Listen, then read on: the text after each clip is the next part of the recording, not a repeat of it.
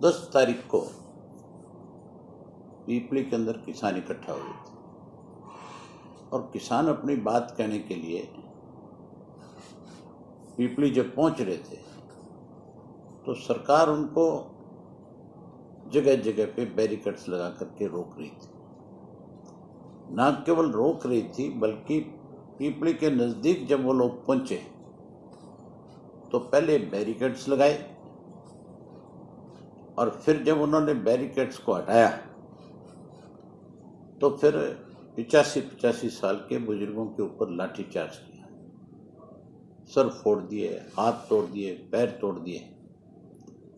उसके बाद एक बड़ा नाटक प्रदेश में हुआ। होम मिनिस्टर कहने लगा कि वहाँ कोई इस तरह का लाठीचार्ज नहीं हुआ, कोई FIR लॉन्च नहीं हुई, कोई आदेश ऐसा जारी नहीं हुआ।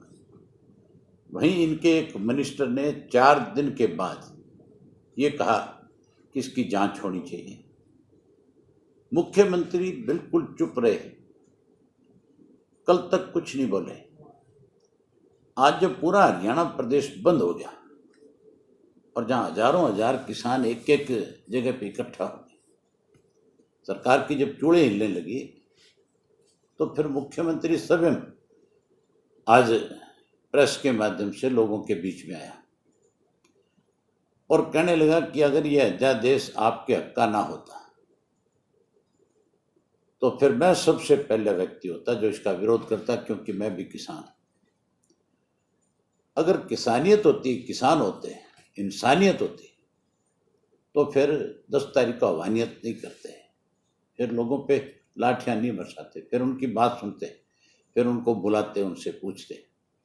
ये जब बिल बनाया जा रहा था, जब ये अध्यादेश जारी करने की बात थी, उससे पहले भी केंद्र की सरकार का भी ये फर्ज बनता था कि जहां पूरे विपक्ष को पहले बताते कि भाई, क्योंकि हमारा देश जो है कृषि प्रधान देश है, पूरे विपक्ष को कॉन्फिडेंस में लेते कि हम एक किसान के फायदे का ये बिल लेकर के आते। वहीं हर स्टेट के अंदर, खास करके राजस्थान, आपके पंजाब में, हरियाणा में, राजस्थान में, आपके उत्तर प्रदेश में, महाराष्ट्र में, जहाँ खेती बहुत मेजर स्केल पे होती है। हमारे 2 स्टेट ऐसे हैं, पंजाब और हरियाणा, जो 90% गेहूं और धान केंद्र की सरकार को देता है, 10% दूसरे राज्यों से आता है। यहाँ किसी से बात नहीं करी, लॉकडाउन की आड़ में चुपचाप एक बिल, एक अध्यादेश जारी कर लिया, 3 बना लिए, फिर उनको जारी कर दिया। जहाँ अध्यादेश जारी किए वहीं फिर इस बात को लेकर के शोर मचाना शुरू कर दिया कि किसान के हक है। फिर कल प्रधानमंत्री को बोलने की क्या जरूरत थी? अगर किसान के हक का है तो फिर प्रधानमंत्री जी को सफाई देने की जरूरत नहीं, आज मुख्यमंत्री को भी आने की जरूरत नहीं थी। लेकिन अब इस बात का एहसास हो गया केंद्र की सरकार को भी, प्रदेश की सरकार को, कि जो काला कानून तुम लेकर के आ रहे हो वो कानून तुम्हारा किसी कीमत के ऊपर लोग मंजूर नहीं करेंगे। आप किसी पे जबरदस्ती नहीं थोप सकते।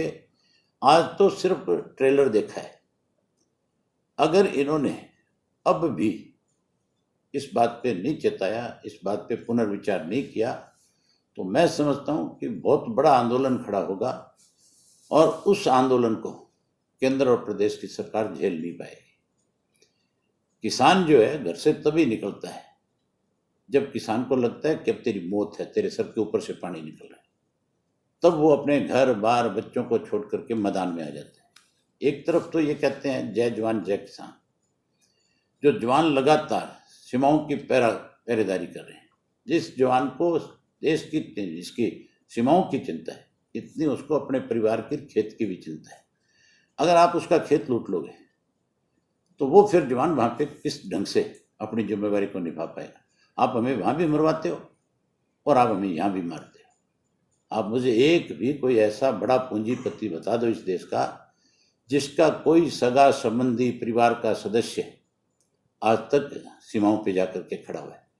जाकर के वर्दियां पहन के फोटो तो खिंचा सकते हैं, लेकिन वहां देश की सीमाओं की रक्षा नहीं कर सकते। देश की सीमाओं की रक्षा तो खेती करने वाला, ग्रामीण अंचल में बसने वाला व्यक्ति, वो ही इसकी सीमाओं की रक्षा करता है। एक और उदाहरण आपको बताता हूँ। जब कोई हमारे गांव का बच्चा शहीद होता है और उसकी जब बॉडी लेकर के गांव में आते हैं, हजारों लोग उसको श्रद्धांजलि देने के लिए इकट्ठा होते हैं। जहाँ उसको श्रद्धांजलि देते हैं वहीं परिवार का हौसला बढ़ाते हैं। और परिवार में अगर दूसरा बच्चा जवान हो रहा है तो माँ, बाप और उसकी पत्नी तीनों खड़े होकर के कह देते हैं कि इस देश की रक्षा के लिए मैं अपना दूसरा बेटा भी कुर्बान करने के लिए, अपने बेटों की रक्षा के लिए भेजने को तैयार। जो व्यक्ति देश की रक्षा करे, जो अन्नदाता है, जो भूखा पेट रह करके देश का पेट भरता है, अगर उसके साथ तुम इस तरह का व्यवहार करोगे तो फिर इस देश का जो 70% जो गांव में रहने वाला व्यक्ति है, जो खेती पे निर्भर करने वाला व्यक्ति है, वो इस सरकार को उखाड़ करके फेंकने का काम करेगा। भाजपा की तेज हमारी 3 माएँ हैं।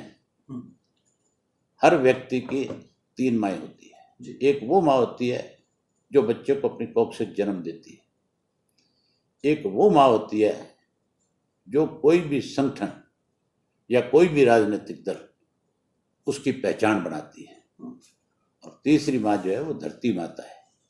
हम जिसका सीना चीर करके पूरे देश को अनाज मुहैया कराने का काम करते हैं। दिन रात खेत में खड़े होकर के खुद भूखे और प्यासे रह करके देश का पेट भरने का काम करते हैं। हम दिन देखते नहीं, रात देखते नहीं, सर्दी देखते नहीं, गर्मी देखते नहीं। हम जब खेत में जाते हैं, इस किस्म के हालात होते हैं कि इंसान को इस बात का पता नहीं होता कि कहाँ सांप छुपा हुआ है, कहाँ कोई जंगली जानवर छुपा हुआ है। उन सब चीज़ों को नज़रअंदाज करके देश का पेट भरते हैं। उस पेट भरने वाले का तुम गला काटने का काम कर रहे हो। अगर गला काटने की कोशिश करोगे तो फिर उसको मजबूर होकर के आपके गले में हाथ डालना पड़ेगा। आज मैं हरियाणा प्रदेश के उन तमाम किसानों को, जो देश के किसान आज आंदोलन पे है, उनको बधाई देता हूँ इस बात की कि उन्होंने बहुत ही शांत प्रिय तरीके से अपनी बात देश के प्रधानमंत्री के सामने और अपने अपने राज्यों के मुख्यमंत्रियों के सामने रखी है।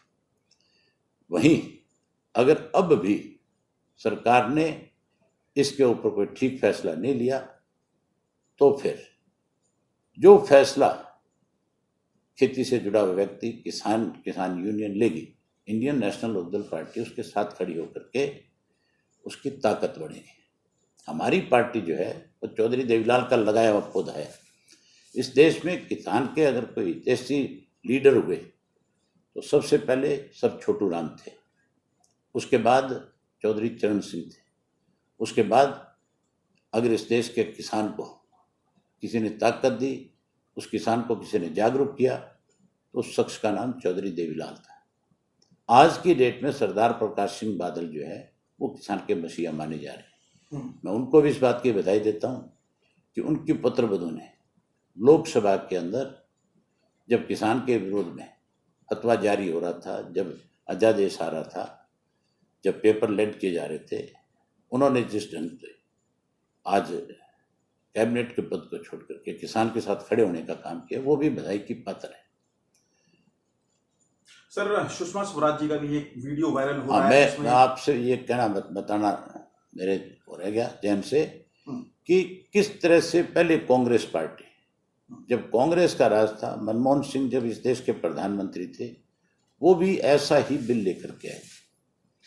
और जब वो बिल पटल पे रखा गया था, जब उस बिल पे चर्चा हो रही थी, उस वक्त विपक्ष के अंदर भारतीय जनता पार्टी होती थी और भारतीय जनता पार्टी में विपक्ष की लीडर जो थी लोकसभा की, वो हमारी बुआ, रिश्ते में बुआ थी सुषमा स्वराज जी। उन्होंने उसका पुरजोर विरोध किया था। जैसे इस बिल का जहाँ विरोध कर रही थी, वहाँ आड़ती का और फार्मर का जो आपस का रिश्ता था, जिसको वो खत्म करना चाह रहे थे, उसके ऊपर भी उन्होंने बहुत अच्छे ढंग से हाउस के अंदर सारी बात रखी थी। आज वो वीडियो पूर्ण रूप से पूरे देश के अंदर उनका लोग देख भी रहे हैं।